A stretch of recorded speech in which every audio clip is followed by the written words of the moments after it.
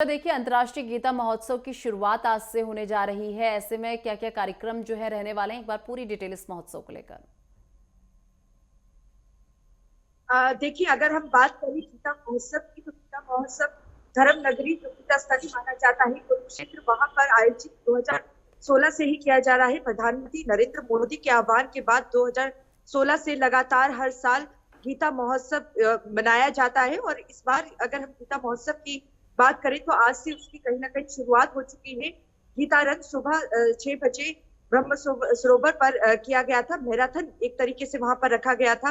हरियाणा के कैबिनेट मंत्री कृष्ण कुमार बेदी की तरफ से इसका जो मैराथन है इसकी शुरुआत की गई। लेकिन अगर हम बात करें पूरे मेले की शुभारंभ की, तो दोपहर 3:30 बजे हरियाणा के राज्यपाल बंडारू दत्तात्रेय की तरफ से सरस और शिल्प मेले का आज उद्घाटन किया जाएगा। और इसी तरीके से अगर हम मुख्य कार्यक्रमों की बात करें तो 5 दिसंबर से 15 दिसंबर तक मुख्य कार्यक्रम रहने वाले हैं।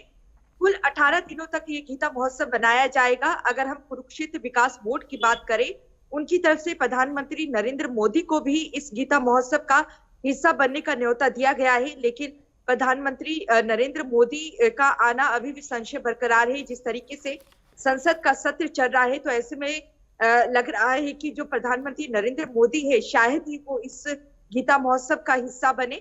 लेकिन अनेक कैबिनेट मंत्री जो केंद्रीय मंत्री हैं उन्हें भी इसका न्योता दिया गया है। अगर हम पार्टनर देश की बात करें तो तंजानिया इस बार गीता महोत्सव का पार्टनर देश रहेगा। साथ ही साथ अगर सहयोगी राज्य की अगर बात करें तो राज्य उड़ीसा इस बार रहने वाला है। और आज कुल मिलाकर जो 25 राज्यों के कलाकार हैं, लोग जो उनका लोक नृत्य है, संस्कृति है, उसे बिखेरने का काम करेंगे। जिस तरीके से मुख्य कार्यक्रमों की अगर बात करें तो 5 दिसंबर से रहने वाला है।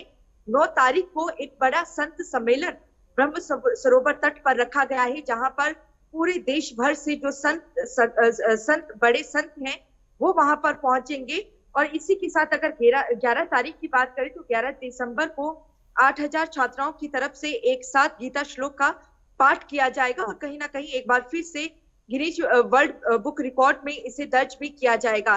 तो मुख्य कार्यक्रम 5 से 15 दिसंबर तक रहने वाले हैं। धर्म नगरी कुरुक्षेत्र की अगर बात करें तो हरियाणा की नायब सैनी सरकार इसे चाहती है कि अयोध्या की तर्ज पर इसका विकास हो। और यही वजह है कि गीता जयंती बढ़ेगी, भव्य तरीके से इस बार बनाने की कोशिश हरियाणा सरकार की तरफ से की जा रही है।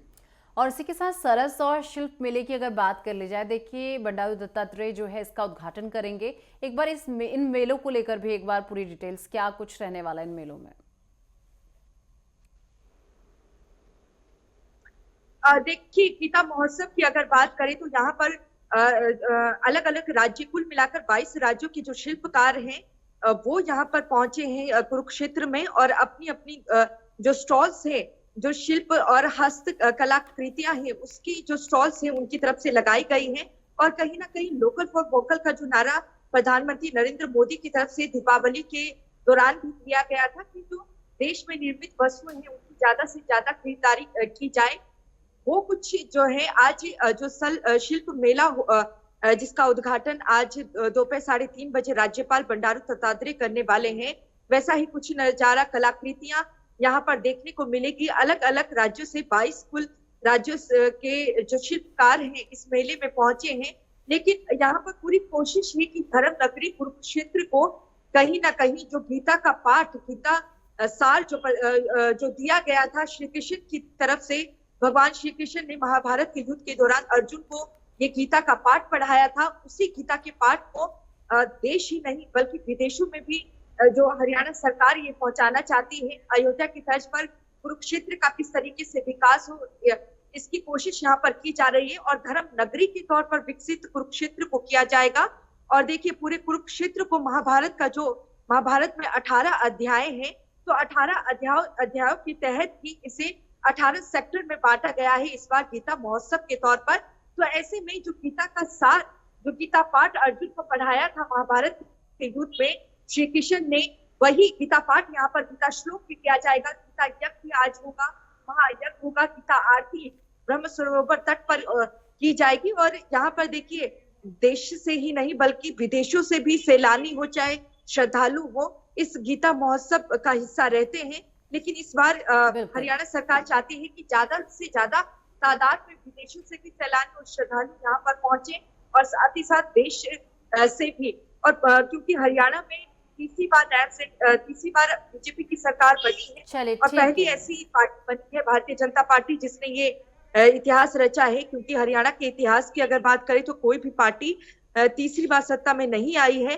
तो ऐसे में यही वजह है कि इसे भव्य तरीके से बनाने की कोशिश की जा रही है, और कुरुक्षेत्र को इस तरीके से विकसित किया जाएगा ताकि इसे अयोध्या की तरह बनाया जाए, और ज्यादा से ज्यादा श्रद्धालु जिस तरीके से उज्जैन महाकाल के दर्शन के लिए पहुंचते हैं, या फिर अयोध्या में चलिए ठीक श्री है राम ईशा। लल्ला के दर्शन के लिए पहुंचते हैं, उसी तरीके से यहाँ पर भी पहुंचे। ठीक है, बहुत शुक्रिया ईशा हमारे साथ जुड़ने के लिए और ये तमाम जानकारी हमारे तक पहुंचाने के लिए।